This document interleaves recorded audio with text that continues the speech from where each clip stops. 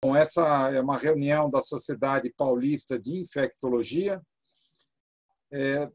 Depois de uma discussão dentro da diretoria, nós consideramos que seria muito importante fazer uma série de apresentações sobre a situação atual da infecção pelo SARS-CoV-2, a doença coronavírus, a doença Covid-19, essa doença causada por esse novo coronavírus. E nós planejamos todas as terças-feiras, durante 7 semanas consecutivas, né?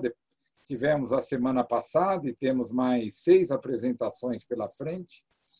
Todas as terças-feiras, às 20 horas, das 20 às 21h30, nós estaremos aqui com vocês para fazer uma discussão sobre Covid. A ideia é que a gente sempre, de agora em diante, teremos 2 conferencistas, né, 2 apresentadores, cada um com um tempo de aproximadamente de 20 minutos, máximo 30 minutos, e depois temos aí uma meia hora, 40 minutos para a discussão. Na discussão, vocês podem fazer suas perguntas pelo chat, aí a partir daí a gente vai respondendo. Não precisa ser exatamente sobre o tema aqui da discussão, claro que melhor que seja, porque nós teremos oportunidade de passar pelos vários temas relacionados à Covid, mas, eventualmente, se tiverem alguma pergunta, alguma questão, a ideia é que realmente a gente possa trazer o debate aí de questões importantes que estão sendo colocadas. Hoje temos a participação do professor Carlos Magno Fortaleza. O professor Carlos Magno é vice-presidente da Sociedade Paulista de Infectologia e é professor da Universidade da Unesp, né, na Universidade Estadual de São Paulo, da Faculdade de Medicina de Botucatu, que nós todos conhecemos. O Carlos tem uma enorme experiência na área de prevenção e controle de infecção hospitalar, também caminhou por uma área da epidemiologia, já foi coordenador aqui do Centro de Vigilância Epidemiológica de São Paulo. Enfim, é uma pessoa de um conhecimento muito importante, não só pela sua formação como infectologista, mas também pela sua formação dentro da epidemiologia. Então, o Carlos vai conversar com a gente, vai discutir um pouquinho os tipos de isolamento, quarentena, e todo o processo que vem dentro dessas políticas. E eu vou conversar com vocês sobre lockdown, né, que seria realmente um isolamento, um confinamento um pouco mais restrito dentro das estratégias aí de distanciamento social. Bom, meu nome é Eduardo Medeiros, eu sou professor associado da disciplina de infectologia da Escola Paulista de Medicina. Então, estamos nós dois aqui com vocês essa noite para trocar ideias e discutir um pouquinho sobre a situação, principalmente nacional, da Covid, mas é claro que a gente vai traçar um panorama geral da atual situação. Então, primeira apresentação é do professor Carlos Magno. Carlos, com você a palavra. E fique à vontade. Olá, boa noite a todos, boa noite, Edu. Eu tenho que sempre deixar aqui claro que eu sou da Unesp, que fica na cidade de Botucatu, e não da Unifesp, que fica na rua Botucatu. É um prazer estar aqui, eu sou médico infectologista, às vezes me arrogo a usar o título epidemiologista, embora não tenha uma formação nisso, e tenho trabalhado com controle de infecção e com vigilância de doenças infecciosas. Eu vou começar aqui a compartilhar minha tela para fazer minha apresentação. Então, nós vamos discutir, né, sobre Covid, os conceitos bem estabelecidos de quarentena. Eu já vou dizendo, quarentena era um período, né, de 40 dias em que se deixavam os barcos que chegavam do Oriente em Veneza ali barrados, de as pessoas circularem para que não houvesse o espalhamento da peste, né? Daí o nome quarentena vem de 40, né? E o que nós chamamos, né, durante toda essa celeuma da emergência em saúde pública internacional da Covid, de isolamento horizontal e vertical. Quer dizer, na verdade, a grande questão é o que fazer, né? Como quarentenar as pessoas? Como, de fato, evitar que o vírus se propague quando não existe uma vacina, né? Quando não existe uma profilaxia química, um tratamento, como a gente pode evitar a propagação do vírus. Isso já virou uma discussão que ultrapassou os limites da área médica, da área de saúde pública, e já atingiu, né, uma dimensão política enorme. Mas antes de entrar, eu gostaria de desejar a todos feliz Bloomsday. Hoje é o dia 16 de junho, é o dia em que se comemora, né, aquele dia longo em 1904 em que o James Joyce situou o seu livro Ulisses. O livro se passa inteiro como um homem tentando ir para casa em 1904, e é uma metáfora do Ulisses, o Ulisses da Odisseia tentando ir para casa também. Como o cara se chamava Bloom, esse livro é tão famoso que o 16 de junho passou a ser comemorado todos os anos pelos amantes de literatura como o dia de Bloom, Bloomsday. Bom, é uma história que se passa em Dublin. Como está Dublin? Hoje, essa é uma foto de Dublin no Bloomsday 2020, normalmente estaria cheia, está bastante vazia, mas nós vemos por esse gráfico que já diminuiu, né? O pico lá na Irlanda já diminuiu bastante, que em Dublin eles tiveram até agora 12 mil casos, né? Que inveja, né? Mas fica aqui a dica de ler, para quem quiser rememorar o famoso dia 16 de junho de 1904, o livro Ulisses, do James Joyce. Bom, voltando, né, à Covid, se a situação em Dublin é uma situação relativamente já sob controle, isso não é o que nós temos no Brasil, né? No Brasil, nós temos aí já confirmados, né, imaginemos com toda a nossa dificuldade laboratorial, o que isso significa em termos de casos reais. Nós temos confirmados quase 900 mil casos, aqui temos um mapa com o georreferenciamento desse caso, isso aqui tirado hoje. É uma doença que ainda cresce e ainda se espalha para o interior, no processo grande de interiorização, e ainda exige um cuidado enorme até que a gente possa declarar uma tranquilidade. E aí vem o que a gente tem que pensar. Onde é que está a evidência do tal do isolamento social? Onde está a evidência do distanciamento, dos isolamentos verticais e horizontais? Em que nível, né, dessa pirâmide da Cochrane de evidência se encontram esses achados que dão suporte às medidas de distanciamento social? Eu sinto muito de dizer isso aos amantes da medicina baseada em evidência, mas desta vez a igreja da Cochrane não vai nos salvar. Não adianta rezar para os bispos e papas da igreja Cochrane, nós não vamos ter uma solução baseada em evidência no sentido clínico, né, de pesquisa clínica da palavra. E o que nós vamos ter que nos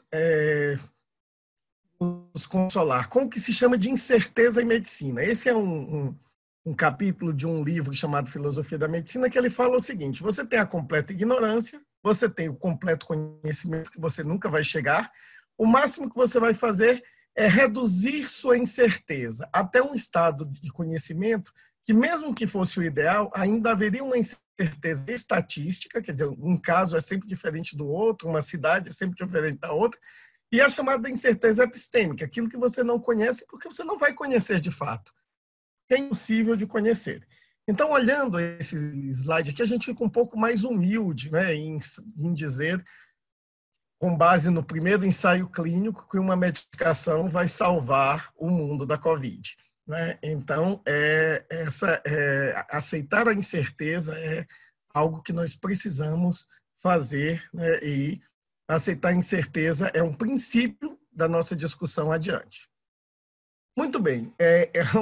No começo de março, eu enviei uma letter, saiu agora para o Infection Control Host Epidemiology, em que eu falava da minha preocupação com a rapidez com que as pesquisas estavam saindo, né? A gente tem que a revisão por pares, o peer review, ele foi a base da crítica de tudo que a gente fez, mas que as revistas estavam deixando de lado o rigor do peer review, ou então, no caso dos pré, nem peer review tinha, e que isso requeria um estado permanente de alerta da comunidade científica. Eu estou me candidatando agora a ser cartomante, porque enquanto a maioria dos astrólogos disseram que 2020 seria um ano maravilhoso, né, eu já estava prevendo os escândalos dos artigos que foram retracted, retirados das revistas por ter, né, dados falsos, ou seja, essa exigência do estado de alerta da comunidade científica, a gente não ser apressado nas conclusões e nas recomendações. Isto posto, nós podemos trabalhar com causalidade, isso que são só alguns livros para quem quiser ir fundo no assunto, certo? São livros fortes para ser consumidos junto com bebidas fortes também, como esse do Julia Pearl, esse aqui outro, o Oxford Handbook of Causation. Esses dois são maravilhosos estudos que mostram como você pode tentar uma inferência causal sem usar aquela pirâmide quadradinha da Cochrane. Enfim, vamos voltar agora à Covid. A gente sabe que há várias situações diferentes na Covid. Aquela situação em fevereiro, quando chegou o caso importado, depois em março, quando a gente tinha só aqueles grupamentos relacionados, até a situação onde você já perdeu o controle e você não sabe quem está transmitindo para quem. É a transmissão comunitária, situação na que você passa do controle para uma mitigação da doença. E para essa missão, nós trabalhamos com aqueles conceitos de número reprodutivo. Aqui eu estou apresentando 3 conceitos. O R0, que é o que a gente determina, porque ele é mais inerente à própria doença, ao vírus, é para quantas pessoas, uma pessoa doente, introduzida numa comunidade em que todos são suscetíveis, para quantas pessoas ela transmite. Esse número tende a se reproduzir, mas aí ele é afetado por várias outras questões, inclusive a diminuição da população suscetível. Você tem o RN, que quer dizer o R da geração, R1, R2, R3, dependendo da geração, mas como você já não sabe quem passou para quem, qual geração, o que se faz é modelar o número do R ponderado pelo tempo que nós chamamos de RT. Basicamente, se o RT está acima de 1, a gente diz que a doença está crescendo como uma pessoa está passando a doença para mais que uma pessoa. Se está abaixo de 1, ela está regredindo, porque uma pessoa está transmitindo em média para menos de uma pessoa. Enfim, qual a ideia, então, por trás da ideia de toda essa questão de isolamento? Se você mantivesse os sintomáticos, os transmissores em casa e as outras pessoas nas suas casas, você teria um impacto importante sobre esse RT. E isso, de fato, pareceu acontecer em São Paulo, quando, né, então, você mantendo as pessoas em casas, menos gente transmite, menos gente adquire, você torna a doença de uma transmissão mais lenta, e o que aconteceu em São Paulo foi exatamente isso. Quando se decretou a restrição do contato social, caiu absurdamente, né, o RT. Nós vamos discutir isso com um pouco mais de rigor aí para frente, um pouco mais de atenção daqui para frente. No entanto, mostra-se que depois do primeiro caso, as pessoas já começam a se cuidar, caiu um pouquinho, mas depois da restrição do contato social, o RT, o número reprodutivo ponderado pelo tempo, cai bastante aqui no município de São Paulo. Bom, a gente trabalha normalmente com os chamados modelos CIR ou modelos CEIR. O que eles querem dizer? Muito resumidamente, você tem uma população onde gente entra porque nasce, aqui onde você vê esse Nzinho aqui, gente sai porque morre de mortes naturais, e aí você tem os suscetíveis, os expostos, alguns expostos se tornam doentes, infecciosos e infectados, e depois se recuperam e se tornam imunes. Todos eles podem morrer de causas naturais, mas o infectado ele tem uma sominha que pode ser uma sominha ou uma somona, né? As mortes são as mortes causadas pela doença. Então você modela, joga no computador, ele faz assim, aí os suscetíveis caem, os infectados sobem, aí depois que os infectados sobem, começam a aparecer os recuperados, que são os imunes, até que a população de suscetíveis é tão pequena que, por efeito de rebanho, não se consegue mais ter a transmissão. Muito bem, mas isso parte de uma série de pressupostos que precisam ser provados. Primeiro, a matriz de contato é homogênea? Todas as pessoas têm contato umas com as outras na mesma intensidade? Evidentemente, não é bem assim. A suscetibilidade das pessoas é homogênea? Todo mundo tem a mesma suscetibilidade para pegar a doença? Provavelmente também não. E a letalidade, ela é homogênea? Certamente também não. Então, essas são as questões que nós temos que levar em consideração com esses modelos. Quando você trabalha com grandes populações, a generalização é mais possível. Com menores, vai ficando um pouco mais difícil. Então, a primeira coisa, a matriz não é homogênea. Isso que vários estudos já publicados existem no Brasil que mostram como são as matrizes de contato entre pessoas de diferentes grupos etários em diferentes lugares, trabalho, escola e tanto. As pessoas, na verdade, isso precisa ser colocado nessas equações que mostram a passagem de suscetível para exposto, para infectante, para recuperado, de modo a produzir uma situação 100% artificial, em que todas as pessoas têm o mesmo contato umas com as outras. Elas não têm. Você pode corrigir para a matriz de contato, você pode corrigir para a suscetibilidade. Onde vem a questão sobre ser ou não, vem a questão sobre ser ou não viável um isolamento vertical, é na próxima questão. A letalidade é homogênea? Não. Há vários fatores que afetam a letalidade, doenças crônicas, etc., mas vamos trabalhar aqui só com a questão dos idosos. A gente vê nessa matriz antiga, lá de Wuhan, que a letalidade nas faixas etárias mais elevadas é muito maior. Então, vem a ideia, seguida por alguns países, de que você não precisaria isolar todos, porque a letalidade nas faixas etárias baixas é muito pequena. Você precisaria isolar só as pessoas de maior risco, com comorbidades ou os idosos, né, que estão aqui representados. Então, vamos pensar o seguinte, o isolamento vertical.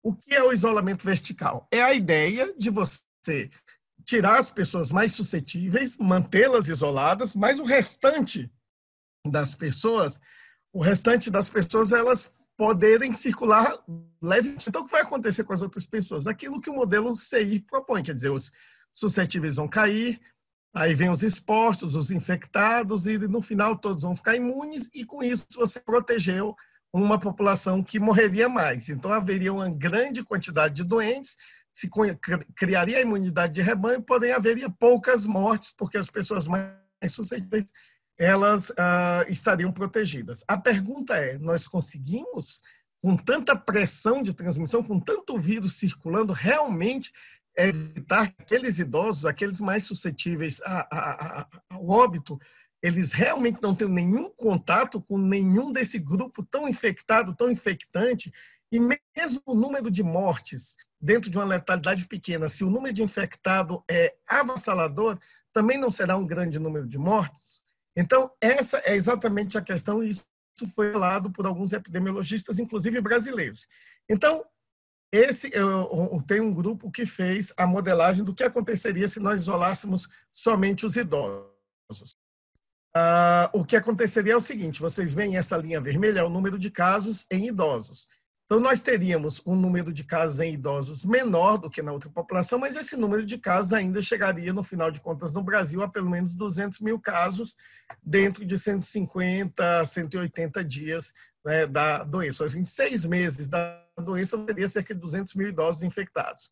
Porém, vamos lá, se nós fizermos o isolamento horizontal, nós evitamos que os jovens adoeçam e, por tabela, evitamos doença nos idosos. Então, com o isolamento horizontal, você diminui, inclusive, a doença nos idosos. Vejam que a linha vermelhinha está bem abaixo do que estava no modelo anterior.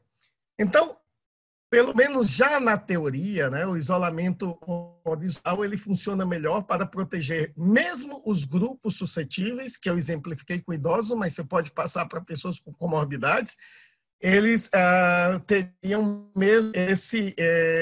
mesmo esses mais suscetíveis seriam mais protegidos se todos estiverem isolados.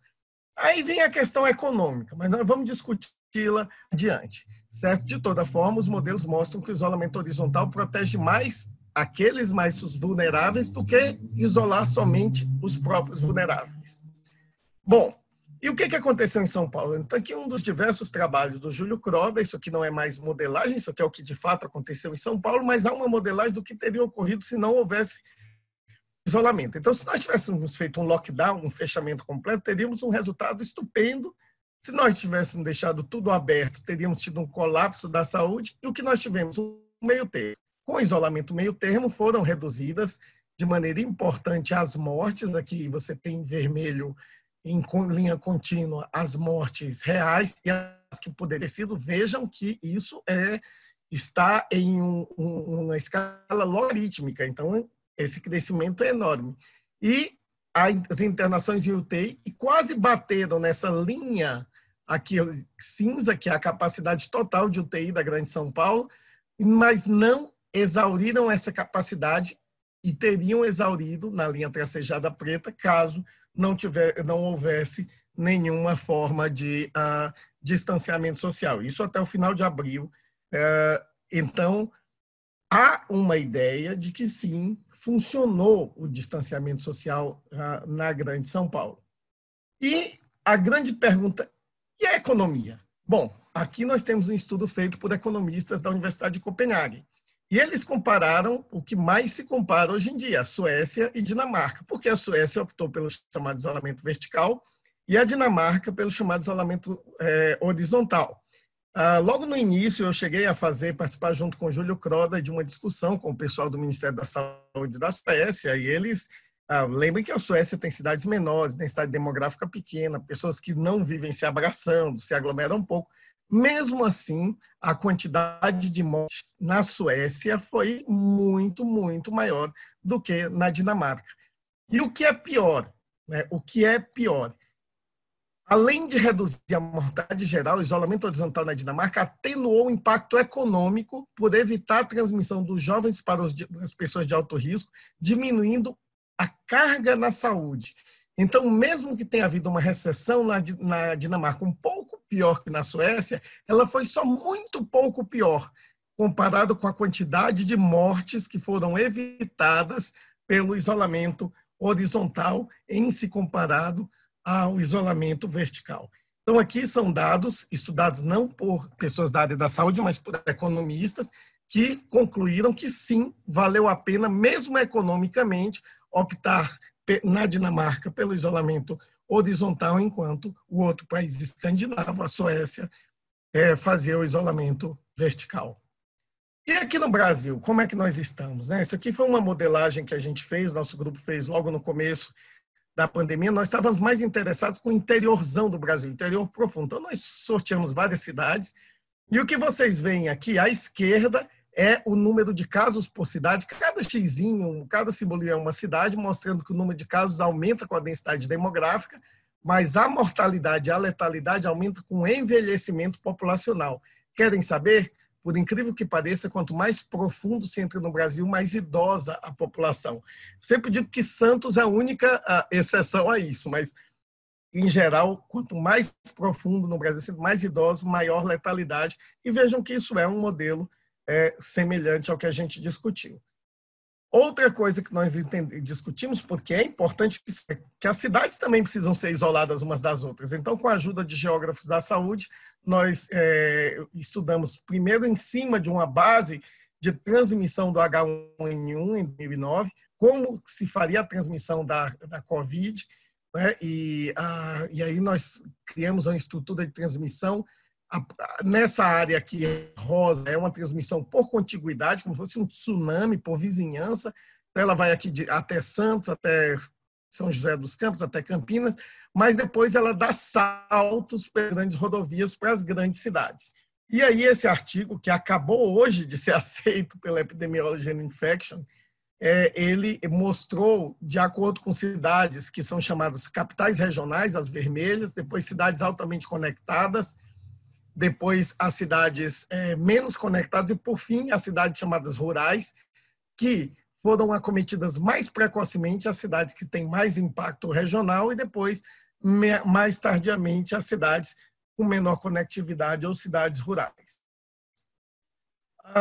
Agora, para a gente terminar essa questão, tem a imunidade de rebanho, né? A imunidade de rebanho é aquela quantidade de pessoas que você precisa imunes para que o micro-organismo não circule e mesmo aquelas pessoas não imunes estejam protegidas. Acreditava-se inicialmente que se precisaria de algo entre 60% e 70% da população afetada para que a imunidade de rebanho acontecesse. E aí, alguns autores, dos quais a Maria Gabriela Gomes é uma portuguesa que é professora da Universidade de Liverpool, fez uma análise que parece estar se provando verdadeira, de que a suscetibilidade é tão variável entre as pessoas, entre as faixas etárias, entre as classes sociais, que dependendo do coeficiente de variação da suscetibilidade, a quantidade de pessoas imunes que você precisa para a doença parar de progredir pode ser algo em torno de 20% ou até abaixo.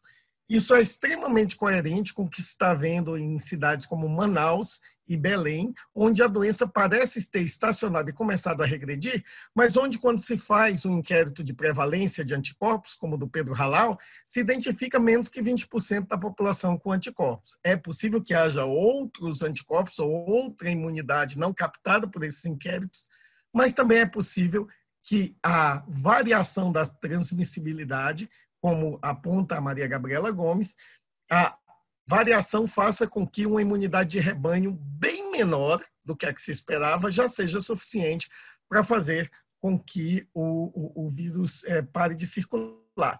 Isso, segundo alguns modelos do professor Massad, só é possível numa situação em que é feito isolamento horizontal. Eu não vou entrar muito na discussão teórica disso, que é uma discussão extremamente complexa, mas isso, na realidade, reforça-se fazer um isolamento horizontal para depois fazer uma abertura gradual, que eu acredito que o Edu vai discutir adiante. Bom, termino a minha fala aqui, mostrando que há esperança, e uma das imagens que mais me deu esperança nos últimos tempos foi essa, né?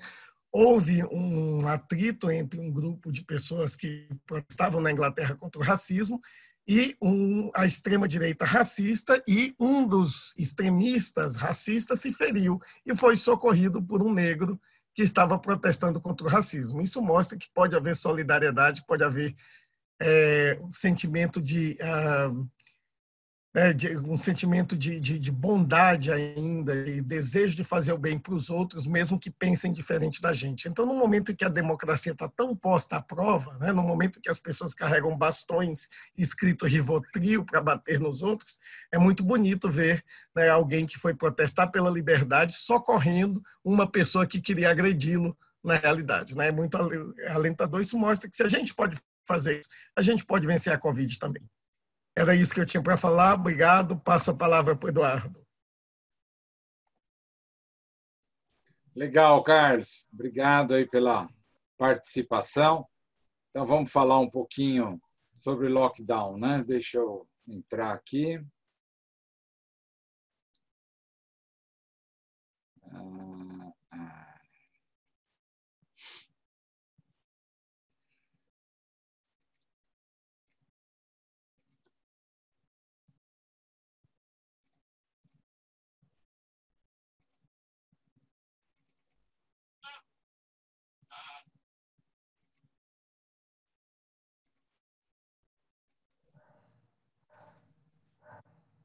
Acho que eu tenho que fechar e abrir de novo. Vamos lá.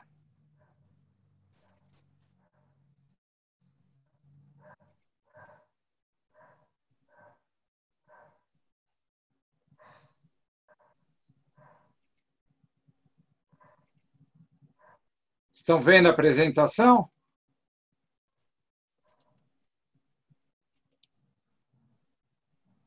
Sim, Edu. Estão vendo bem? Tudo certo aí, Randolfo? Podemos dar sequência? Perfeito, doutor. Pode mandar. Tá. Bom, pessoal, vamos conversar um pouquinho, então, sobre lockdown, né? O que funciona, vantagens e desvantagens e as experiências de outros países.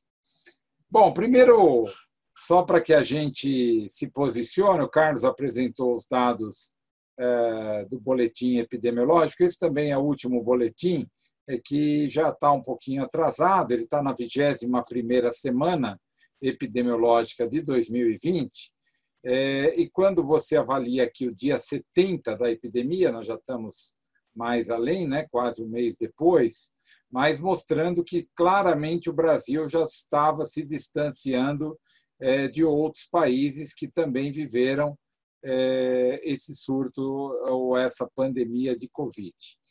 Veja que o Brasil ocupa aqui o segundo lugar em número de casos absolutos, né, com 347 mil, no momento de publicação desse boletim, agora está bem mais que isso, mas ainda continua no segundo lugar, com 22 mil óbitos, letalidade se mantém, apesar da passada do tempo, a letalidade está lá em torno de 6,5, 7, em geral é em torno disso. Mas lembrar, né, que a população brasileira ela está em torno de 212 milhões de habitantes. Então, quando você avalia a incidência por milhão de habitantes, esse número, obviamente, cai, né? Veja que os Estados Unidos têm 4.838 por milhão de habitantes, depois vem o Reino Unido, tem Espanha aqui com 5.000 por milhão de habitantes, depois vem Reino Unido, a Alemanha também teve um número grande de casos, França, enfim, o Brasil está com 1.634 casos por milhão de habitantes. E a mortalidade, quando você avalia também por coeficiente, né, relacionado não em números absolutos, mas sim por coeficiente por milhão de habitantes, também estamos aqui. Vejam que lugares como o Reino Unido, Espanha, por exemplo, teve 613 mortes por milhão de habitantes. Depois vem Reino Unido e assim por diante. Enfim, isso é só para mostrar que muitas vezes a gente também precisa ter um pouco de cuidado quando a gente analisa essas situações, né? O Brasil é um país, como todo mundo sabe, um país continental, e é muito difícil a gente simplesmente comparar com determinados outros países. Você vai comparar Brasil com uma ilha, que é a Austrália, quer dizer, não tem muito cabimento. Eu acho que isso a gente tem que ter também um pouco de cuidado nesse espírito de comparação, né? Mas vamos lá para a gente conversar sobre... Claramente, né, a gente só vai conseguir o controle da epidemia quando a gente tiver uma vacina eficaz, né, e que possa ser aplicada amplamente na população. Então, esse é um ponto muito importante. Hoje, tem uma vacina que já começa a ser testada lá na Escola Paulista, num convênio com a Universidade de Oxford, que já está em andamento, já começa aí provavelmente já semana que vem os testes. Tem uma outra vacina que o nosso governador, o Dória, já anunciou, né, em convênio também com a China. Existem outras também. Tem aproximadamente 10 vacinas que em fases já de utilização clínica, né? Não mais em fase pré-clínica, mas sim já em utilização em humanos na tentativa de avaliar a eficácia, efeitos colaterais, segurança, enfim. Então, até tenhamos uma vacina e realmente ela seja eficaz, que ainda existem muitas dúvidas, porque o conhecimento da imunidade contra esse novo coronavírus ainda está para ser totalmente decifrada, não sabemos qual é o teor de anticorpos neutralizantes que a vacina poderá produzir, enfim, tem muita discussão em relação a isso. E essa é uma dificuldade de também sabermos se realmente teremos uma vacina eficaz contra o SARS-CoV-2. Ou outro que o Carlos já citou é atingirmos uma alta prevalência de pessoas infectadas. O que é essa alta prevalência? O Carlos já frisou isso, existiam as estimativas de 60%, 70%. Com o sarampo, vocês vejam que isso é superior a 90%. Nós tivemos aqui um surto de sarampo em São Paulo, com cerca de 90% de cobertura vacinal. E a ideia é que teríamos que ter 93% para reintroduzir o sarampo e não levar a uma nova epidemia. E isso é variável, né, de doença para doença.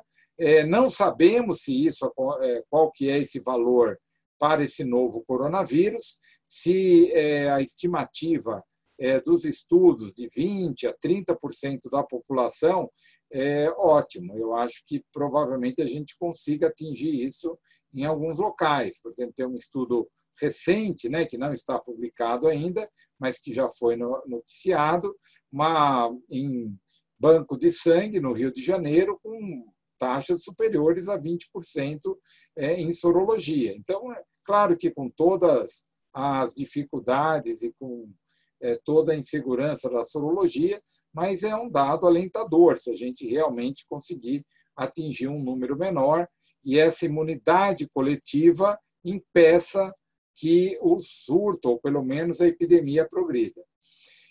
O problema da vacina também não adianta, né? Ela precisa de uma produção suficiente e certamente a gente não vai ter antes de 2021. Provavelmente os testes ocorrerão esse ano, mas para que tenhamos uma produção suficiente, e o Brasil vai estar nessa história também, certamente nós teremos isso, na melhor das estimativas, no final do primeiro semestre ou segundo semestre de 2021.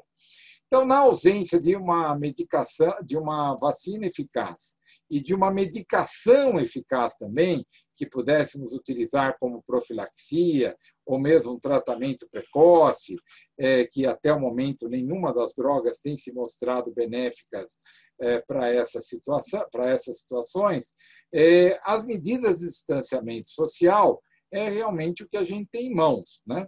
Junto com a aplicação das medidas de prevenção. São elas principalmente o uso de máscaras, a higiene das mãos e superfícies. Certamente o uso de máscara é um ponto fundamental nessa questão da prevenção da transmissão do Covid, visto que é um vírus transmitido fundamentalmente por gotículas e mesmo o contato tem uma relação direta com as gotículas. Então, você, mantendo essas gotículas através de uma barreira, certamente você impede a disseminação do vírus. Então, o uso de máscara é realmente uma das medidas mais eficientes que nós temos na atual situação. E o que é lockdown, né? Que é o meu tema aqui para a apresentação de vocês, né? Bom, essa expressão ela ganha muita força na pandemia de Covid, né? Porque ela tem um significado de um confinamento, né? Um fechamento total, com o objetivo de que realmente você guarde uma distância das pessoas, né? Essa distância social, e seria uma das medidas mais graves, né? Mais importantes que poderia para conter a transmissão entre as pessoas. E é isso que a gente vai conversar um pouquinho dos benefícios e dos riscos dessa situação. O Carlos conversou sobre quarentena, que é diferente um pouquinho do isolamento social. Se a gente fosse quantificar esses três, né, o isolamento social é muito mais uma medida individual, né, com uma sugestão preventiva para que as pessoas ficassem em casa. Não tem uma determinação governamental. O isolamento é um conselho, né, uma orientação da sociedade. Isso é interessante, porque em países que você tem um governo bem reconhecido pela população, situações como essa, uma orientação do governo é suficiente, né? Você não precisaria, tendo uma população bem educada, que siga as orientações e que o governo tenha legitimidade, a questão do isolamento social, ela, a partir do momento que você tem esse aconselhamento dos órgãos gestores, dos órgãos governamentais, você consegue ter isso, né? Isso é muito importante nessa situação. A Suécia é um exemplo, né? Apesar deles não terem essas medidas, ele é utilizado em comparação, junto com outros com países escandinavos, em relação ao controle na Suécia, que não adotou as medidas de isolamento horizontal. Entretanto, é um país pequeno, claro, uma população bem formada, e a orientação com o isolamento social conseguiu realmente ter, e provavelmente alcançava até índices superiores ao nosso aqui, com toda a discussão e as medidas governamentais. A quarentena também é outra situação, né, que é uma determinação oficial já de isolamento. Em geral, já tem o papel do governo, que é o papel de orientação, já de determinação da quarentena. Então, até determinado momento, até determinado período, como nós temos visto aqui em São Paulo, onde são colocados prazos, né, para esse isolamento. Já o lockdown já é uma medida mais dura, né, de bloqueio total, que inclui, em geral, né, quando a gente fala em lockdown, a gente está falando de fechamento de vias, proíbe deslocamentos, viagens não essenciais. Então, você tem áreas com a polícia avaliando para onde você vai, fechamento de fronteiras, enfim, e inclusive de estradas que ligam cidades. Isso é muito importante. E monitorizado habitualmente pelas Forças Armadas ou por policiais. Aqui é um exemplo, né, só para que a gente entenda um pouco isso, que aconteceu em São Luís, no Maranhão, né, os policiais militares impedindo, né, que carros que tenham placas que não eram de São Luís entrassem na cidade. E mesmo os outros carros ter um controle tanto de entrada como de saída. Então, essas são medidas que habitualmente têm o apoio governamental e das Forças Armadas ou, eventualmente, da polícia. No Chile, isso foi muito importante, inclusive com toque de recolher, né? Você não podia sair a partir das 10 horas da noite, mesmo por necessidade. Então, são situações que realmente é diferente, né, a forma de se aplicar isso. Claro que nem sempre o conceito de lockdown é semelhante em vários lugares. Então, aqui alguns exemplos: a China, a Espanha, Itália, a Alemanha, que adotaram, né, fechamento de cidades, bloqueios de transporte. A cidade de Wuhan, que é considerada a origem desse atual surto, foi exatamente relacionado, foi feito um lockdown muito sério, né, com uma cidade importantíssima, né? Wuhan tem aproximadamente 14 milhões de habitantes, mas a medida atingiu cerca de 29 milhões de residentes, inclusive de toda a província, né, de Hubei, que envolve também a cidade de Wuhan. Então, são medidas muito importantes, né? Imagina você cercear as atividades de 29 milhões de residentes, né? Como se a gente cerceasse aqui a metade do estado de São Paulo, ou até um pouco mais. Então, realmente é muito importante medidas como essa. A Espanha também adotou, né? O país decretou estado de emergência, bloqueio total, né? Começou lá no 14 de março, seus residentes ficaram proibidos, né, de sair de suas casas, exceto se fosse necessário, eventualmente, ter algum tipo de trabalho essencial ou comprar medicamentos ou alimentos. Na Itália também, né, bloqueio de circulação, e na Alemanha também proibiu encontros em público, inclusive com mais de 2 pessoas, e essa é uma situação importante, né, quando você tem aí a população aderindo a essa situação. Essa é uma questão que eu acho que é fundamental, né? Porque uma coisa é o que é determinação governamental, a outra coisa é o que realmente é seguido pela população. Então, esse é um ponto realmente extremamente importante, né? Vejam aqui, né, no plano São Paulo, o professor Carlos Magno, inclusive, participa, né, desse comitê estadual. e que se pensou, né, nesse plano de estratificar as cidades, né, de acordo com alguns critérios, né? Primeiro, em relação à capacidade do sistema de saúde. O que você utiliza, né? Quais são os seus indicadores para você falar que é importante ter quarentena, é importante ter isolamento social, é importante ter um lockdown para realmente você ter um controle da população e assegurar o distanciamento social. Fundamentalmente, são esses indicadores, né? A taxa de ocupação de leitos de UTI, para que a gente não crie um colapso no sistema e você tenha que deixar doentes morrerem por não terem leitos de unidade de terapia intensiva, é um problema extremamente importante esse. Leitos de UTI Covid é uma outra situação. Nenhum país, Obrigado. Nenhum país estava pronto para essa pandemia ou para essa epidemia. Nenhum país, muito menos o Brasil, para a epidemia que ele está vivendo. Nenhuma cidade está pronta para isso. E vocês vejam o impacto que teve, principalmente na Europa, que onde a medicina não priorizava leitos de UTI. Os investimentos eram muito mais em prevenção do que em tratamento de pacientes em UTI.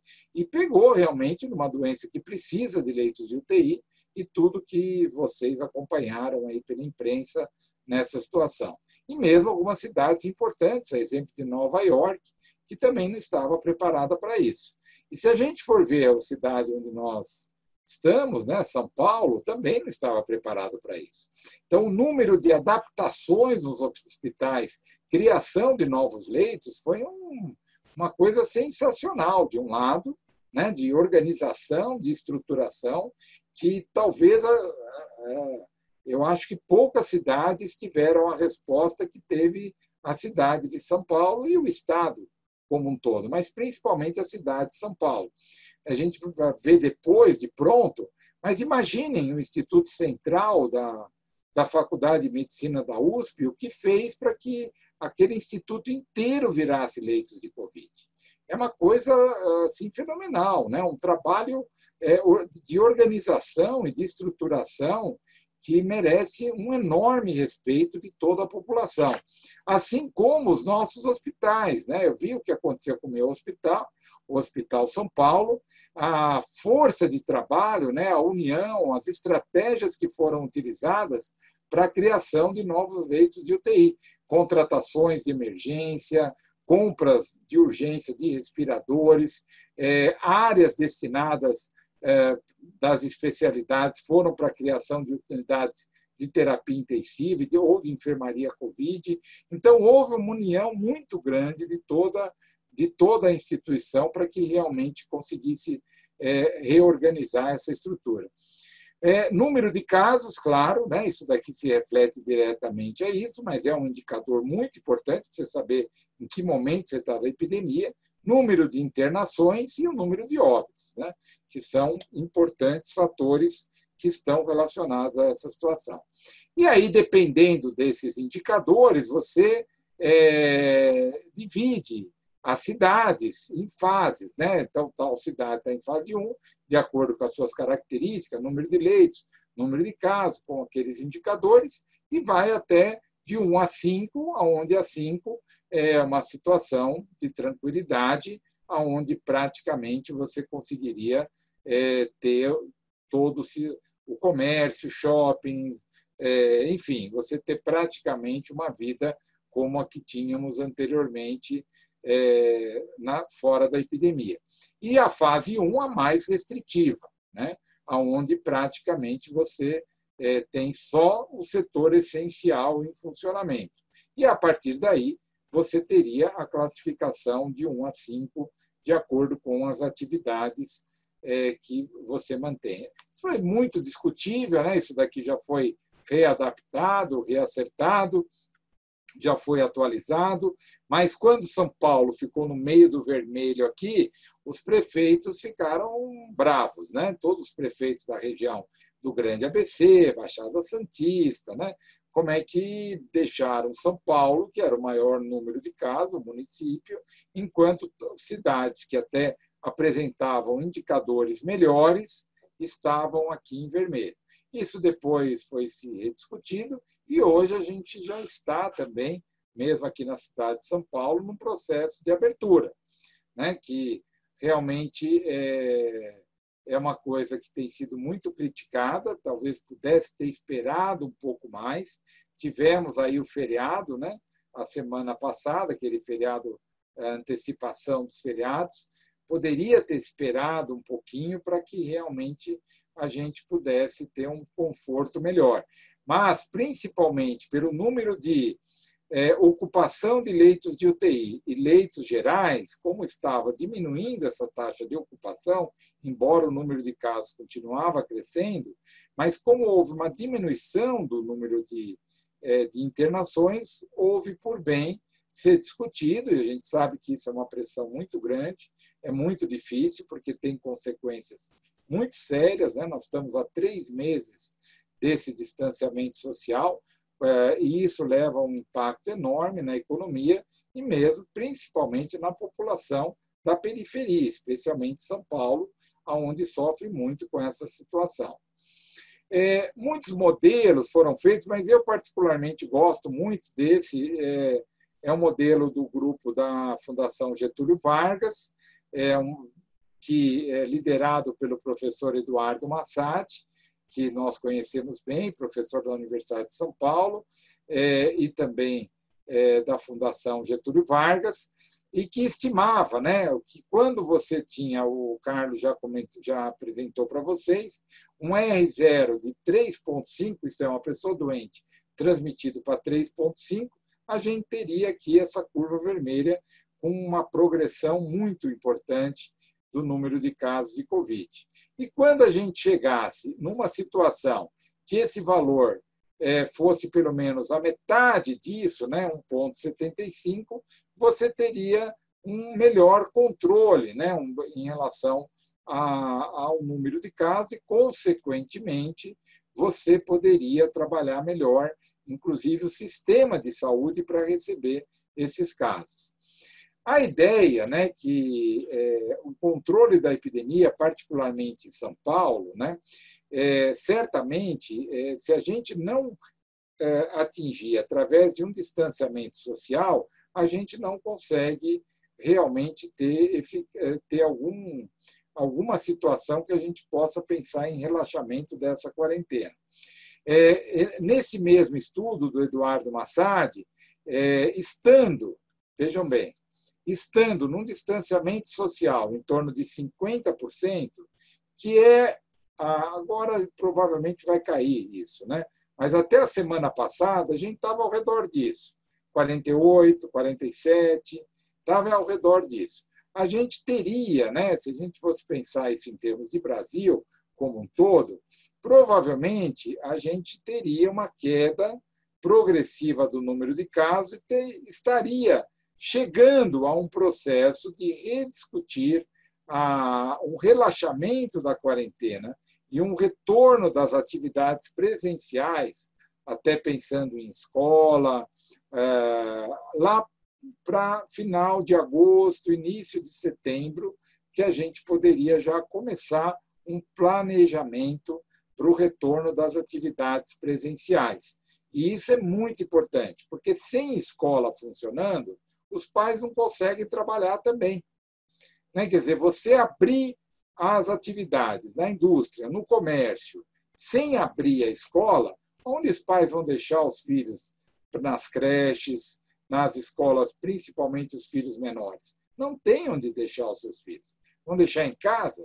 Quer dizer, é uma coisa que isso precisa ser articulada em conjunto, né? Não dá para você articular isso de forma separada, o retorno de todas as atividades, como é o que está acontecendo aqui em São Paulo, claro que dentro de um processo, né? Isso não é que está abrindo totalmente, mas o shopping já está abrindo 4 horas por dia, o comércio já aos poucos está tendo algum relaxamento, a indústria, E o resultado, aonde que os pais vão deixar seus filhos? Esse é um problema seríssimo que a gente tem para enfrentar.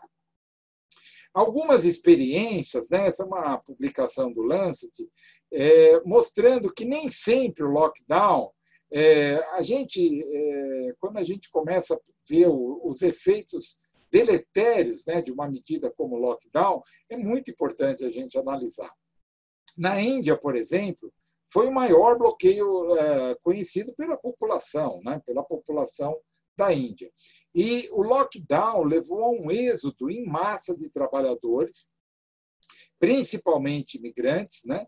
E isso teve uma relação direta com fome e alteração da economia informal, a exemplo do que acontece no Brasil, e principalmente na periferia de São Paulo. A economia informal é o que dá alimentação na mesa das pessoas na periferia. E esse é um problema seríssimo. Quando você bloqueia a economia informal através de medidas de distanciamento social, né, fecha os pequenos comércios, as pessoas não têm onde trabalhar, não entra dinheiro em casa e as pessoas literalmente passam fome. Então, toda medida de isolamento social ela tem que estar junto de um programa que mantenha o sustento dessas pessoas. E são milhões de habitantes, né? Não estamos falando de uma população pequena. E esse impacto na Índia é uma lição muito importante, né? Os serviços de saúde não Covid foram interrompidos totalmente, né? Foi parecido o que aconteceu aqui, obviamente guardando as proporções, pelo próprio sistema de saúde, isso não foi total, mas houve uma diminuição importante da procura, né, de outras doenças dentro do sistema. Então, os pacientes com câncer, os pacientes que necessitavam de cirurgia, certamente isso tem um impacto muito negativo. E também os níveis crescentes de violência contra profissionais de saúde. Nós vimos isso aqui em São Paulo, estamos vendo no Brasil, mas essa situação também, quando junta com pobreza e falta de informação, esse é um problema seríssimo que também pode estar acontecendo. Na Índia, também elevou, né? Provavelmente isso tem alguma relação também, não que seja direto, mas eleva os ânimos, né? O desemprego, a fome. Na Índia, a violência anti-muçulmanos, né? Que foram caçados, suas casas foram invadidas, quer dizer, é um absurdo, né? E certamente isso tem uma relação direta com esses bloqueios que levam também a alterações da economia, fome, é um problema bastante sério. E da mesma forma, aí é um outro efeito, né, para uma população mais de classe média, de uma situação, uma vida que tenha uma condição social melhor. O lockdown também leva a problemas sérios, né? Mesmo para aqueles que conseguem, que têm sua moradia, que têm sua alimentação preservada, mesmo para esses também tem um efeito muito deletério. Esse é um estudo interessante, né, que eu encontrei, que o aumento, né, da ingestão de batatas fritas, carne vermelhas e bebidas açucaradas, né, que aumentou significativamente durante o bloqueio.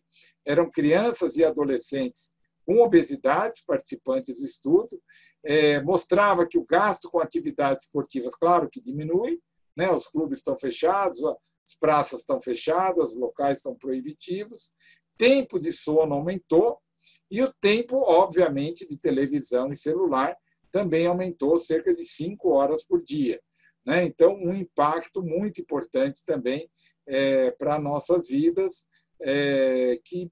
para uma população que tenha melhores condições socioeconômicas nessa situação. Então, eu entendo, né, que eu vejo o hospital, por exemplo, que eu trabalho, o Hospital São Paulo, da Unifesp, como um pedacinho disso tudo, né? Os conflitos que nós vivemos no nosso dia a dia, as dificuldades, claro que isso é um pequeno modelo, né, do que acontece. e realmente é um aprendizado muito grande, principalmente, né, na atividade de que você pensar numa pandemia como essa, né, é muito importante você ter uma equipe estruturada, integrada e bem coordenada. E isso se reflete tanto quando você pensa no governo central, na presidência, no governo do Estado, na prefeitura e dentro de uma pequena organização que é um hospital, né? Sem isso, a gente não conseguiria nada e certamente estaria pacientes morrendo no pronto-socorro por falta de assistência. Então, tendo esse processo, revendo os processos assistenciais, tendo um trabalho conjunto. E, é claro, por sermos uma universidade, o conhecimento está lá, no dia a dia, estamos discutindo, muita gente capacitada, massa crítica para isso, mas não é a realidade de todos os hospitais no Brasil inteiro. Mas o outro ponto importante é garantir, porque é um paciente que sofre muito, né? E seus familiares também. Você perde o contato, ele fica isolado da família, ele morre, você não pode ter uma despedida adequada. Então, realmente é muito sofrimento com uma pessoa que você ama, que você admira, e muitas vezes está nessa situação sem receber visitas. É um problema muito sério do ponto de vista de saúde mental. Mas a comunicação é realmente a palavra de ordem nessa situação, né? Uma comunicação transparente, correta, e a gente viveu isso muito mal durante a pandemia, né? Com fake news, as informações desencontradas, a ansiedade, né, de dar respostas rápidas às coisas, e perdemos grandes oportunidades também por causa disso. Eu acho que provavelmente as medidas também que foram feitas em São Paulo, a gente vai colher daqui 2 semanas aproximadamente, provavelmente também se deveu um pouco de ansiedade de pensar um pouquinho melhor e garantir que realmente a gente tivesse dentro desse processo estruturado, integrado e coordenado com as prefeituras, com o governo central. Certamente isso ajudaria essas medidas relacionadas ao lockdown. Bom, conclusões, né? Então, o que nós temos hoje, que de acordo com os modelos matemáticos, eu acho que a ideia é repensar as atividades presenciais, se possível, em torno de setembro. Eu acho que a gente precisa ter um norte, é muito importante a gente se preparar para isso. Eu estou dentro de uma universidade, a gente precisa preparar os campi para isso, né?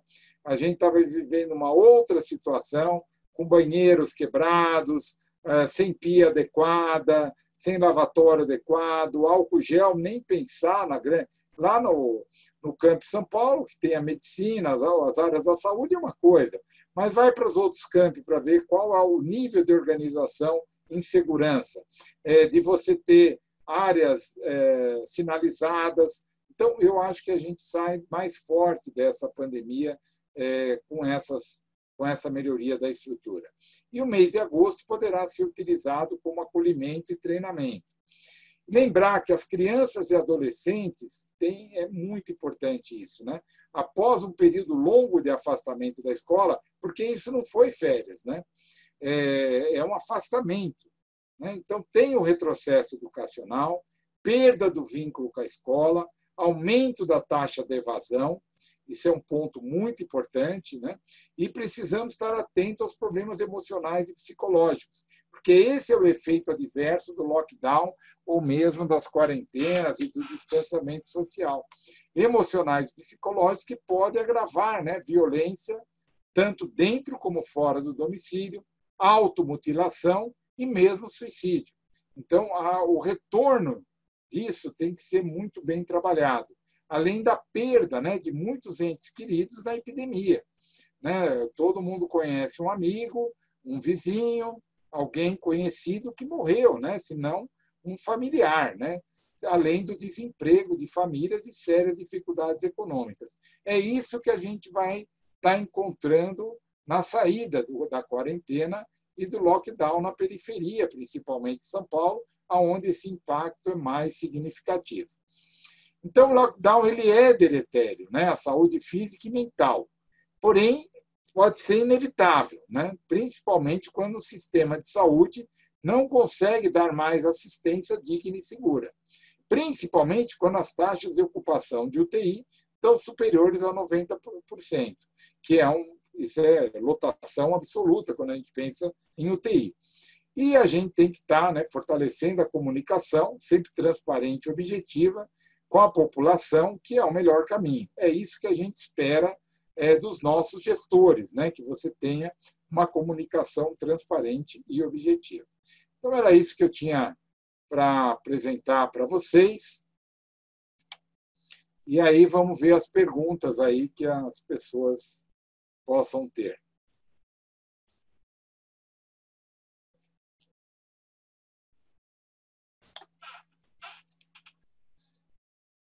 Olá, pessoal.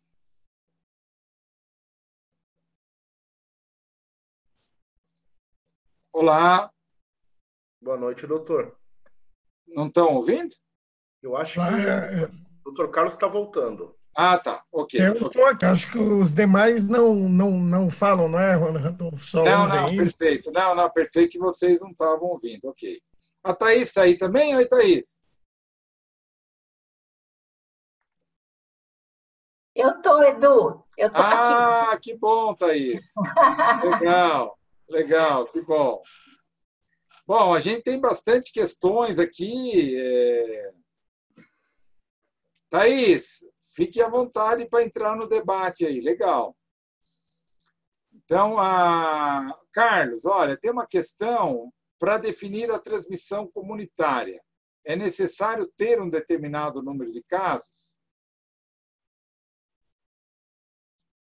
Carlos? Na verdade, eu acho que agora não tem mais nenhum lugar que a gente não diga que é a transmissão comunitária, né? A transmissão comunitária foi definida no começo pela primeira resposta brasileira, coordenada pelo Roda, né? Como ou quando você não soubesse mais, quando tivesse casos que você não soubesse quem era o caso índice, né, de quem eles tinham pego, ou mesmo que você soubesse o caso índice quando tivesse acima da 5ª geração de casos no Brasil. Isso tinha sido uma convenção, chamar-se-ia isso de transmissão comunitária. Claro que depois tivemos a saída do Júlio, depois a saída do Mandetta, depois hoje eu não sei quais são as indicações que nós temos, mas é um fato que não tem lugar no Brasil que praticamente tem um lugar. Parece que quase 90 cidades no estado de São Paulo que são ilhas sem nenhum caso de Covid diagnosticado. A gente até tem esse estudo sobre vulnerabilidades no estado de São Paulo. Tem alguns lugares que não chegou, mas é impossível que chegando fique só num grupo de família. Percebeu que esse tipo de controle, né, que a gente achava no começo que seria possível, tipo, controlar só num grupinho de transmissão e com isso e deixando a doença mais lenta, não foi algo que funcionou.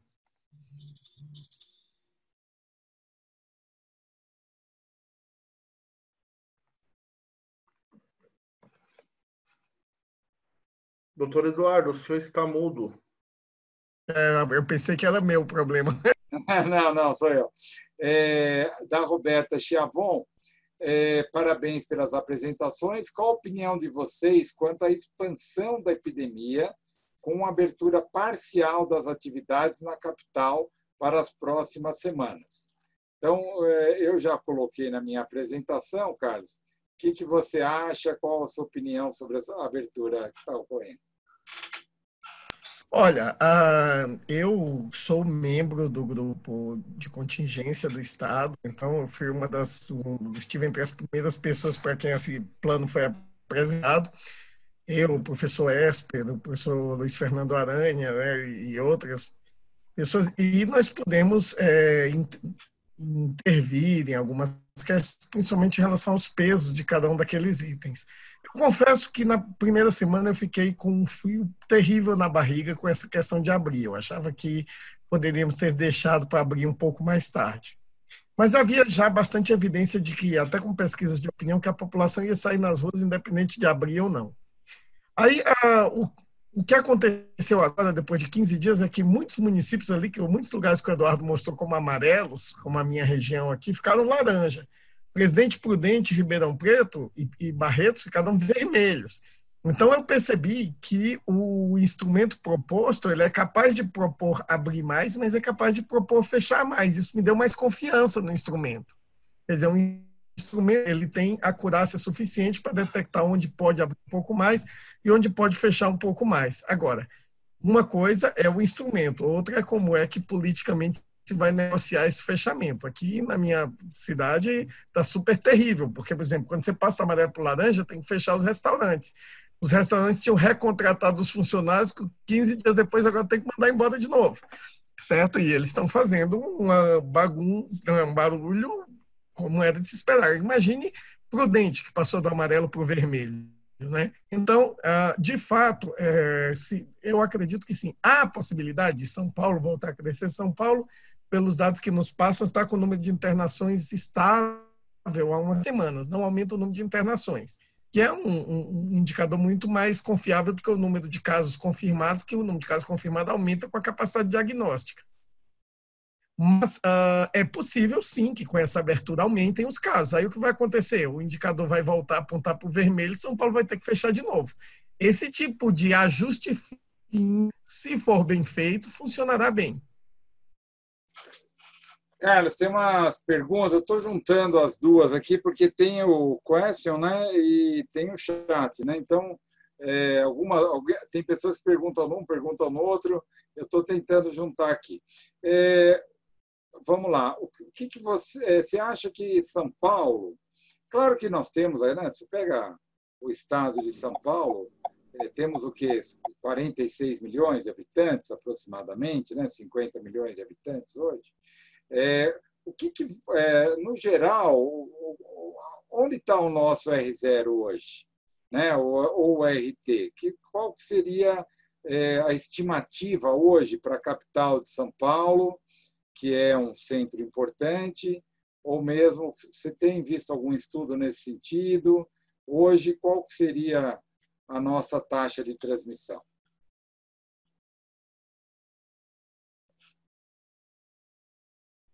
Está mudo, Carlos. Carlos, está mudo. Eu estou tentando aqui abrir uma imagem que, se eu conseguir abri-la e mostrar na tela, responde um pouco essa pergunta. Ela já tem umas 2 semanas de atraso, mas eu vou tentar aqui fazer um share rápido e mostrar a situação de São Paulo em relação a outros estados do país. Então, aqui nós temos o RT 2 semanas atrás em vários estados do Brasil, certo? E você vê que o de São Paulo é um dos menores RTs que nós temos. Então, um dos lugares onde a transmissão, o RT médio, está perto de 1,2. Isso muito puxado para baixo pela São Paulo, que tem uma situação mais estável do que o interior. O interior tem lugares que o RT está próximo a 2, tem lugares onde está 1,5, mas certamente nós não temos lugares com RT de 3, 4 mais agora, né? E é engraçado essa imagem, porque ela já mostra o que está acontecendo no Amazonas, né? Lá em cima, o Amazonas já está ali com o RT já caindo para baixo do 1, né? Que é exatamente o que está acontecendo mesmo no Amazonas. Uma situação de extrema emergência, e depois agora começa a reduzir espontaneamente o número de casos. Né? Então, mas São Paulo está sempre entre os estados que conseguiram melhor controle. Apesar de tudo, a desaceleração, e como acho que a Simone bem falou aí, acho que o Rio também, como São Paulo, ninguém morreu por falta de ventilador mecânico. Isso é uma coisa importante, né? Aqui nós conseguimos segurar ao ponto de ninguém morrer por falta de um leito de UTI. Coisa que aconteceu na Itália, aconteceu na Espanha, aconteceu na França, que faz controle de infecção e é intensivista em Estrasburgo, uma cidade da França vizinha à Alemanha, que ele não tinha ventilador mecânico para todos que precisavam, né? Isso nós não vimos acontecer. Então, alguma coisa esse isolamento parcial ajudou. Bom, a gente já respondeu bastante coisa aqui do R0. Simone está aqui, é isso mesmo. Obrigado, Simone está aqui com a gente, direta do Rio, né? Que bom. Deixa eu ver. A Simone também quer saber um pouquinho mais sobre a estratificação de medidas, né? Carlos, pode falar mais, né? Quer saber se... Então, a estratificação de medidas, o Edu mostrou aí, ela é baseada, ela foi feita muito pelo pessoal da economia, pela secretária de Desenvolvimento Econômico, e depois discutido para dar peso. Resumidamente, eles fizeram 2 eixos. Um eixo valendo 5 pontos, onde 4 pontos desses 5 eram dados por faixas de ocupação dos leitos de UTI Covid, e 1 ponto era dado pelo número de leitos por 100 mil habitantes. A outra, ela tinha 1 ponto para no casos novos de Covid, de uma semana dividido pela semana epidemiológica anterior, 4 pontos para o número de internações, dividido 3 pontos, perdão, para a internação sobre a semana anterior, com a ideia de que a internação é uma coisa mais segura, né, um indicador mais seguro do que o número de diagnósticos, e 1 ponto para mortes, comparado com a semana. E aí havia várias faixas. Dependendo das faixas, predominava nos 2 a parte da disponibilidade de leitos, e a parte da epidemia predominava a que tivesse em pior situação. Então, se tivesse o crescimento em vermelho, mas com grande disponibilidade de leitos, que é o que acontece, por exemplo, em Barretos e em Prudente, vai para vermelho. E isso que eles estão reclamando. Como é que eu estou em vermelho se minha UTI ainda está vazia? Então, na realidade, a epidemia está crescendo rápido. Então, ele vai para o vermelho. O pior desses 2 eixos é que define a cor onde eles estão. Então, por isso, Barretos e a região de Barretos, a região de Presidente Prudente foram para o vermelho. Ribeirão Preto foi para o vermelho por também exaustão dos leitos, que estão acabando lá, como em Campinas, que creio que é a próxima região que vai para vermelho. Certo? Registro vermelho no começo por um equívoco. Eles atrasaram os diagnósticos todos de uma vez, pareceu que a pandemia tinha crescido em registro de um dia para a noite. Mas isso também já foi acertado. Então, a estratificação é mais ou menos feita assim. A unidade territorial que escolheram foram as direções regionais de saúde, as DRS. Não sei se foi a melhor, porque, por exemplo, Botucatu está na de Bauru, mas nós não temos nada a ver com Bauru, nós não usamos leito em Bauru, não mandamos paciente para Bauru, nem nada. E, por exemplo, São José dos Campos, que é uma cidade que está pavorosa, acaba ficando laranja por causa de tal. De toda forma, essa foi a regionalização escolhida. Tem uma pergunta da Raquel aqui. Qual a sua opinião sobre o fechamento seletivo por bairros, como tem acontecido em algumas cidades do país? É possível afirmar que um distanciamento social mais rigoroso no início teria impacto mais positivo na dinâmica da infecção no Brasil? Veja, Raquel, o ideal, né? Quer dizer, qual o grande problema que talvez a gente possa criticar nas políticas públicas, né? Foi realmente a ausência de testes, né? A gente não foi só um problema no Brasil, foi um problema no mundo inteiro, mas certamente, né? Isso dificultou enormemente as medidas, porque se você o que você tem que fazer? Pega São Paulo, por exemplo, que a gente conhece bem. Pega a cidade, pega os bairros. Se você consegue definir bem quais são os bairros mais atingidos, menos atingidos, você pode trabalhar mais regionalmente. Agora, sem saber a epidemiologia, né, se realmente o número, quem é a pessoa que está infectada e quem não é, você tem que fazer medidas globais. Então, isso dificulta enormemente. Muitos países adotaram medidas dessa forma, né? Quando você testa amplamente a população, você consegue isolar aquele com infecção, separar aquele que teve contato com esse indivíduo, e isso facilita o trabalho. Mas, infelizmente, né, desde o início, eu acho que a gente cometeu muitos erros e espero que a gente aprenda para uma próxima pandemia, né? Porque certamente nós teremos coronavírus 3, 4, 5, né? Estamos nos 2 ainda. Então, certamente, né, a gente vai ter coisas no futuro e que a gente não cometa os mesmos erros.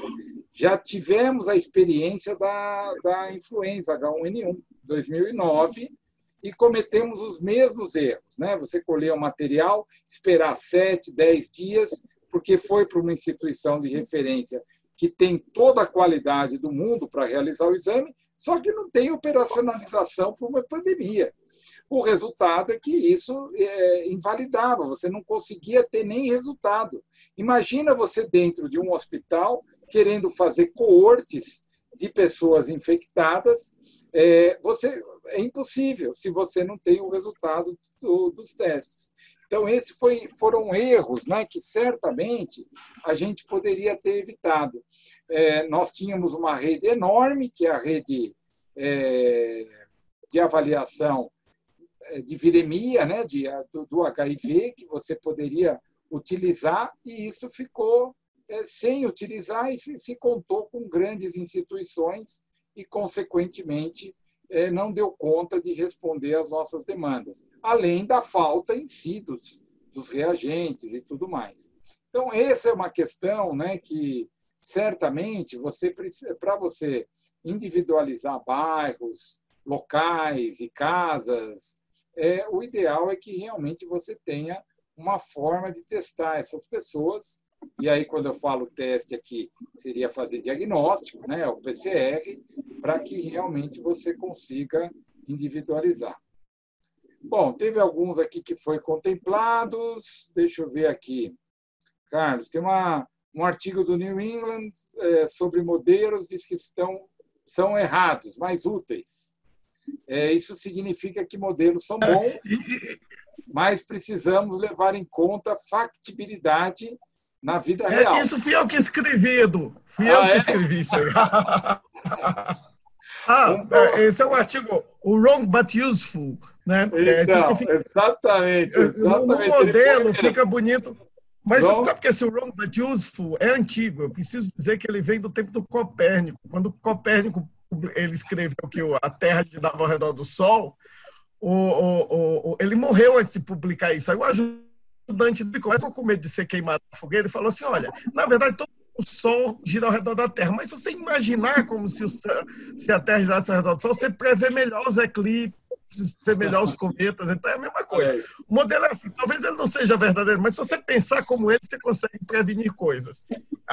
Agora, o que eu tenho a dizer, se é um monte de perguntas foram feitas aqui, o teu comentário, Edu, é que assim, nós aumentamos muito a capacidade diagnóstica. Nós, dessa vez, estamos usando o sistema de AIDS aqui em Botucatu imediatamente. Mas demorou, né, Carlos? Demorou alguns meses para isso, né? Em alguns lugares mais que outros, viu? O que demorou para nós foi o LUT certificar, porque nós conseguimos imediatamente, e aí o processo de certificação estava muito lento, tanto que foi tirado do LUT e posto no Butantan para ganhar mais rapidez. Exatamente. Mas nós, assim, nós temos alguns prefeitos, isso eu tenho que louvar o prefeito aqui, ele pôs dinheiro, comprou teste, e aqui você espirrou, ganha um RT-PCR. Se o nariz escorreu, você ganha um RT-PCR. E aí alguém perguntou sobre teste rápido. Para mim, o teste rápido só serve para uma coisa. Aliás, teste sorológico só serve para uma coisa, estimar imunidade de rebanho. Individualmente, ele não quer dizer quase nada e ele é escamote, assim, ele é confuso para qualquer situação. Eu atendi hoje colega que testou a família inteira, a filha veio com IgM, agora está em pânico. Enfermeira com mãe de 91 anos, se testou, veio IgM positivo, está em pânico, tudo assintomático. Então, fizemos aqui um inquérito populacional, deu 0,5% de imunidade. Isso é verdadeiro ou não? A verdade é que em Manaus, onde deu perto de 15%, a doença começou a regredir. Então, talvez esse teste sirva para fazer inquérito sorológico para dar um proxy do que vai acontecer em termos de imunidade de rebanho. Porque, individualmente, eu não vejo muito, sinceramente. Tem uma pergunta aqui da Desolina em relação à volta às aulas, né? O medo e a insegurança por nós pais é real e pelos alunos também. Como será essa retomada, né? Então, essa é uma questão que hoje tem sido assunto, né, de muitas lives, aí, principalmente o pessoal da Fundação Getúlio Vargas tem reunido grupos de educação para discutir isso. Lá na Unifesp, a gente tem discutido isso com frequência, né? E tem tentando preparar, né, os campi para receber e discutir.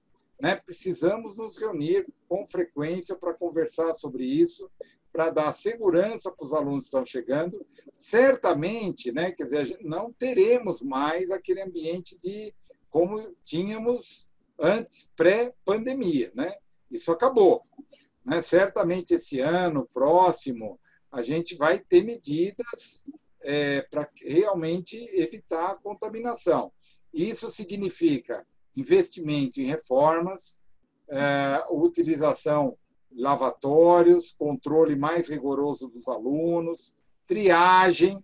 Né? Quantos de nós, mesmo como médicos, né, a gente pegava um colega que, às vezes, com febre ia dar um plantão, estava gripado, com tosse, dando plantão. Quantas vezes a gente já viu isso? Né? Isso acabou. Né? Isso foi um alerta, essa pandemia foi um alerta para as situações. Né? Imagina um colega transmitindo dentro de um hospital, gripado, com um quadro respiratório, que seja Covid, imagine o impacto que ele pode ter numa unidade. E isso era uma coisa muito normal. Aí isso é uma gripe, né? Não, se afastou por gripe, né? Não veio trabalhar porque está gripado. Isso parecia uma coisa pejorativa, né? Que era um indivíduo irresponsável de não vir trabalhar porque estava doente. Então, eu acho que isso mudou. Né? Isso mudou. A gente precisa levar isso com mais seriedade, precisamos trabalhar bem melhor, e isso vai ter um impacto para os pais, né? Principalmente em relação a situações, né?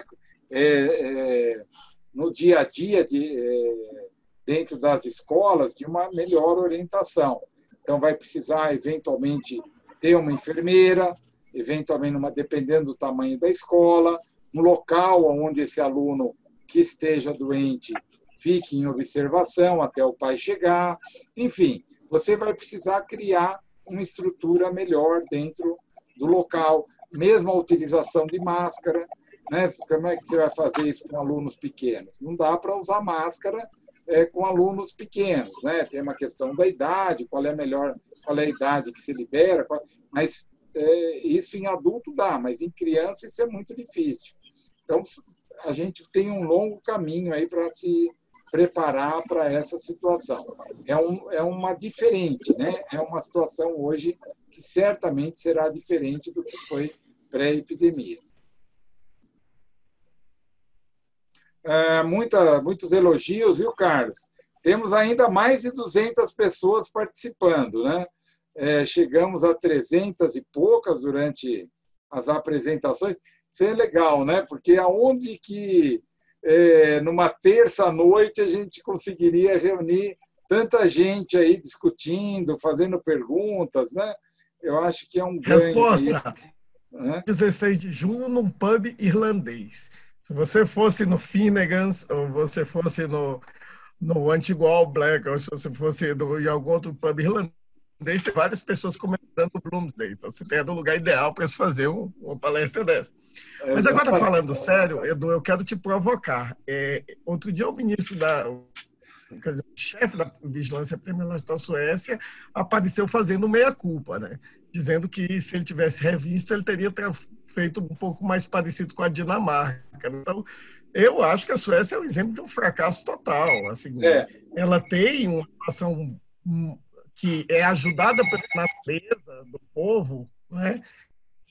Comparado com todos os outros países escandinavos, ela tem 4 vezes mais mortes por 100 mil habitantes, então, e assim, o impacto econômico grave dos países escandinavos. Então, é aquela coisa que eu tenho que dizer, que o Dória fala muito, eu espero que ele acredite mesmo nisso, né? Que morto não compra, né? Morto não movimenta a economia, então deixar pessoas morrer para movimentar a economia. Infelizmente, nós tivemos uma fala numa live do presidente do Banco Central em que ele falou: o negócio bom era deixar a doença passar, morrer quem tem que morrer, deixar a economia quente. É uma fala muito, assim, o que é um darwinismo social, um malthusianismo radical, né, que é muito preocupante, né? Então, assim, o Dória costuma dizer nas coletivas dele que morto não paga, morto não compra, morto não no movimento da economia. Então, realmente, essa coisa de vida versus economia é falsa, né? Tanto que, como eu disse, a economia da Dinamarca foi só ligeiramente mais afetada que a da Suécia, enquanto o número de mortes da Suécia foi 4 vezes maior. Então, a gente precisa entender. E a Dinamarca fez quase um lockdown, um isolamento horizontal bem radical, e a Suécia apostou no vertical. No final, ambas entraram em recessão, semelhante, porém com muito menos mortes na Dinamarca. Não, eu concordo plenamente, Carlos. Quando eu citei a Suécia, né, que é exatamente o patinho feio lá da Escandinávia, exatamente por ter adotado essa postura, né? Mas o que eu quis enfatizar, uma questão que eu acho que é muito importante, que é exatamente, né, o envolvimento da população nas medidas, né? Não é só uma postura do gestor em si, e sim o envolvimento da população. Provavelmente, se a gente tivesse essa situação da Suécia, não fosse a Suécia, fosse uma situação, uma população menos aderida a medidas, o impacto seria muito, muito, muito pior. Então, é nesse sentido que eu tentei comparar. Mas é claro que eu acho que é isso mesmo, né? Sem dúvida alguma, foi um mau exemplo da Suécia quando a gente compara com os outros países ao seu redor, né? Nenhuma medida foi adequada para isso, sem dúvida. Edu, a Thaís pede para a gente falar da segunda onda. Eu acho que é um tema importante. Quer falar? Pode ir falando, eu posso... Bom, eu acho a segunda onda imponderável, né? Aquela tipo de coisa que a gente não tem como prever.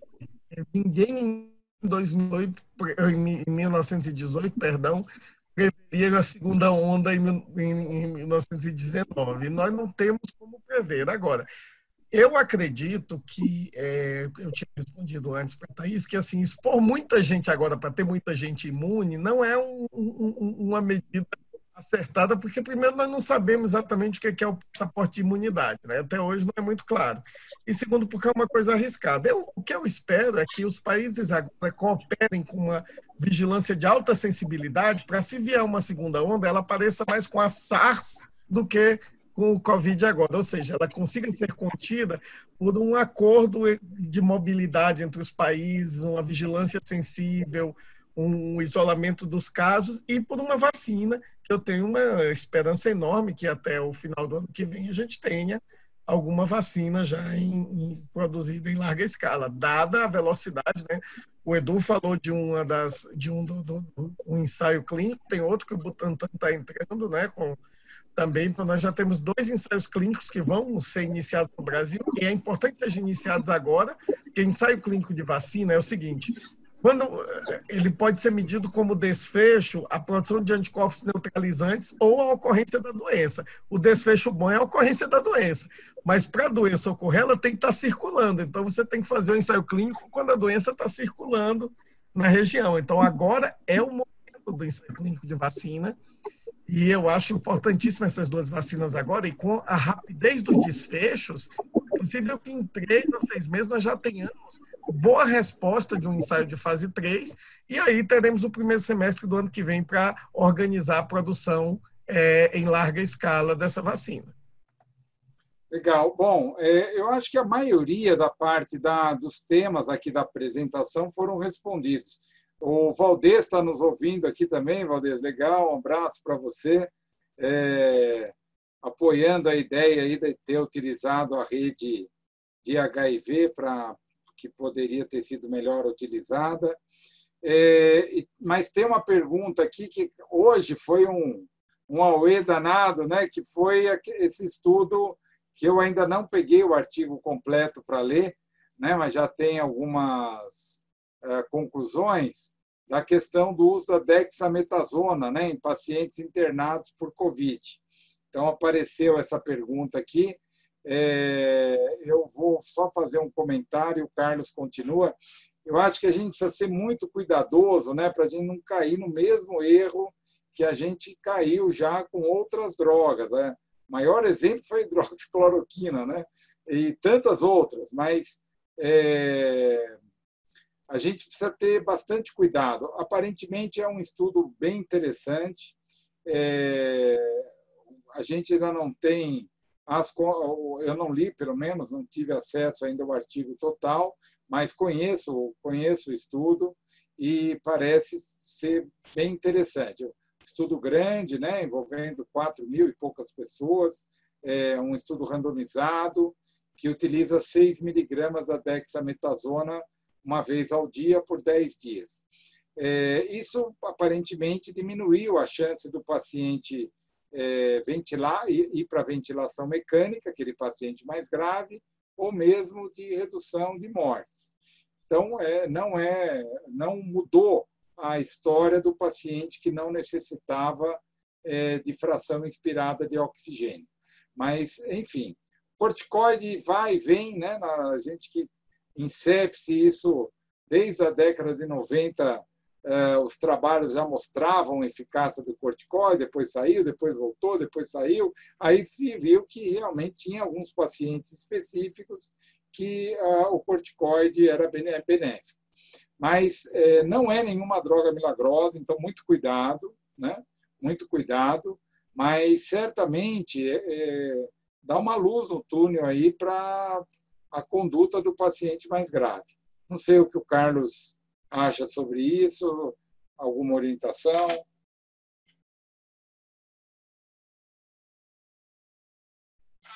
Está sem som, Carlos. Eu tenho para tentar mostrar uma imagem aqui. Eu diria o seguinte, o que dizia hoje, conversava hoje com o Alexandre Nani, meu colega, que está lá o tempo inteiro e está heroicamente na linha de frente, que o grande problema que tem que ser estudado pelo pessoal da comunicação é o absurdo que as universidades estão fazendo. Se você vir o press release desse artigo pela Universidade de Oxford, é como se eles tivessem descoberto a cura, toda cura para todo mal. Então, assim, puxa, a ciência sempre teve isso de ser sóbria, de ser lida, e agora acontece uma coisa, o cara joga na mão dos jornalistas da universidade que lidam como se fosse imprensa marrom, então parece que está lendo aqueles tabloides e, na realidade, é o site da Universidade de Oxford. Quer dizer, alguém precisa estudar esses esquemas de marketing dos grandes grupos de pesquisa, independente do estudo ser bom ou não. Esse estudo chegou para mim como finalmente se descobriu a primeira droga que cura mesmo o Covid. Pelo amor de Deus, Dexametasona. é uma discussão de séculos. É uma discussão de séculos, é brincadeira, é uma discussão de décadas de esteroide ou não em sepsis, esteroide ou não em pneumonia, esteroide ou não em influenza, sabe?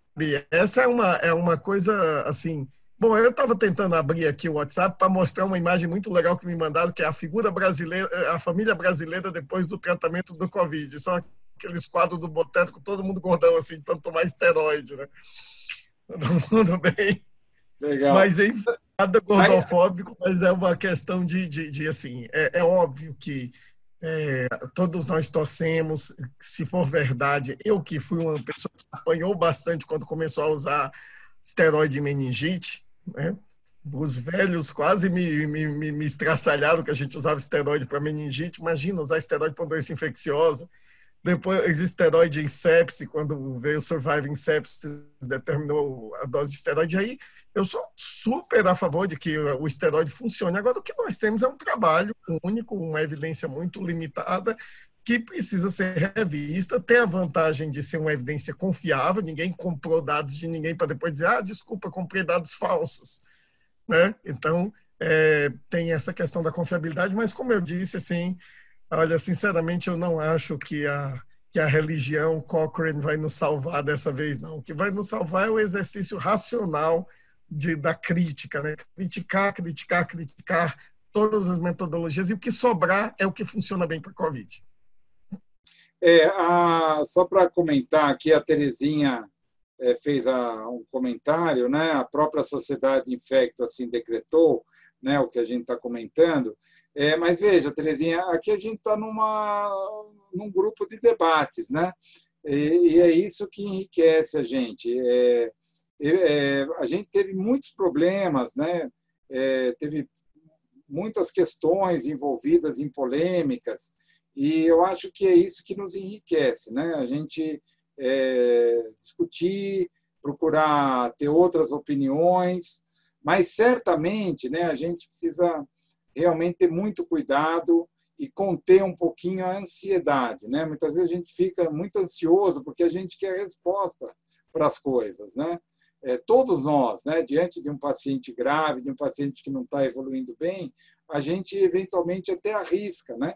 Conversando com o paciente, explicando para ele os riscos, os benefícios, mas como profissionais é muito importante, né? Muito importante a gente ter um espírito crítico das situações, discutir, ver os pontos favoráveis, os pontos contrários, principalmente para nós, né, que somos influenciadores de opinião.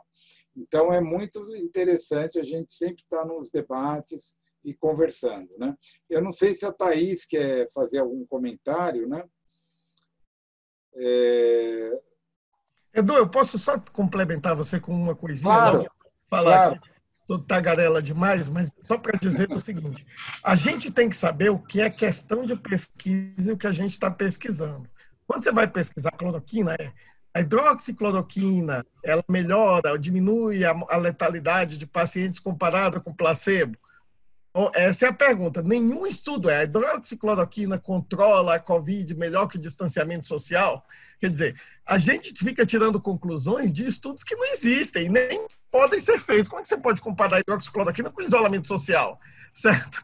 Então, assim, são duas coisas que estão em duas hipóteses. Talvez, se fosse uma vacina, aí sim nós poderíamos dizer uma vacinação em massa é melhor que o distanciamento social, né? Então, assim, ao mesmo tempo, falando de hidroxicloroquina, saiu agora no New England um ensaio clínico sobre a hidroxicloroquina como profilático, que não encontrou nenhum nem benefício nem risco, na realidade, do uso profilático da hidroxicloroquina. Esse é um ensaio clínico mesmo, né? Nós estamos esperando os ensaios clínicos de tratamento da hidroxicloroquina, e o esteroide, se ele for um bom adjuvante assim, na terapia, puxa, que bom.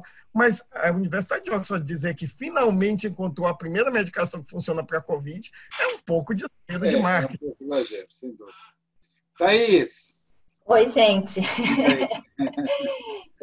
Muito bem, parabéns aí para vocês dois, excelente, viu? Eu concordo plenamente, Edu. Eu também não li o trabalho com detalhes, eu recebi hoje, no meio da tarde, depois eu mando para você o trabalho inteiro, mas eu acho que a gente precisa ter cautela mesmo, porque, né, a gente está muito ansioso em tentar descobrir alguma coisa, e, na verdade, é um corticoide, que para H1N1 não funcionava, que agora para o SARS-CoV funciona, diminui ventilação, diminui inflamação. Acho que a gente precisa ter muita cautela. E mais ainda, corticoide tem efeito colateral. 10 dias de corticoide, a gente já está vivendo isso, o índice de infecções relacionadas à saúde nos pacientes que estão ficando muito tempo na UTI, que estão tomando corticoide, que a gente já está vendo infecção de corrente sanguínea, pneumonia associada à ventilação mecânica, os pacientes estão translocando de trato gastrointestinal. Então, acho que a gente também não dá para a gente falar é uma droga salvadora, sem ver o quanto que isso vai ter de efeito colateral nesses pacientes no cenário de terapia intensiva ou não, né? Não, perfeito, eu acho que é isso mesmo. Bom, pessoal, são 15 para as 10, né? Vamos jantar, né? Que a gente não jantou ainda. Eu acho que já a gente conseguiu responder praticamente tudo, todas as discussões, mas temos mais ainda 5 encontros, né? 5 terças-feiras a seguir aí. Estamos finalizando aqui com 180 pessoas inscritas, participando. Eu acho que isso é um enorme sucesso, né? Então, obrigado aí a vocês. Terça-feira que vem estamos de volta aqui com outro tema. E todas as terças-feiras vai ser a terça-feira com a SPI Covid, né? Então, a gente tragam suas dúvidas para a discussão, mesmo que não seja um tema dirigido, específico à apresentação, certamente os profissionais que estarão aqui são profissionais que estão no dia a dia discutindo a parte clínica, epidemiológica, diagnóstico, tratamento, e terão condição de estar discutindo com vocês. Né? Então, Edu, agradeço a vocês. Pois não, Thaís? não, acho que você pode falar que essa parte do corticoide, de antiviral, vão ser Sim. discutidas bem especificamente naquelas 2 reuniões que vão focar bem no tratamento, né? Isso, vai ter uma mesa só que vai ser discutida heparina, né? A parte de anticoagulação, corticoide e drogas específicas. Então, a gente vai ter muita coisa pela frente aí. Temos mais 5 reuniões que a gente vai explorar bem aí todas as terças-feiras, das 20 até 21h30, 21h40, a gente está aqui com vocês. Tá bom? Obrigado aí a todos, especialmente ao Carlos, a Thaís, que está aqui com a gente.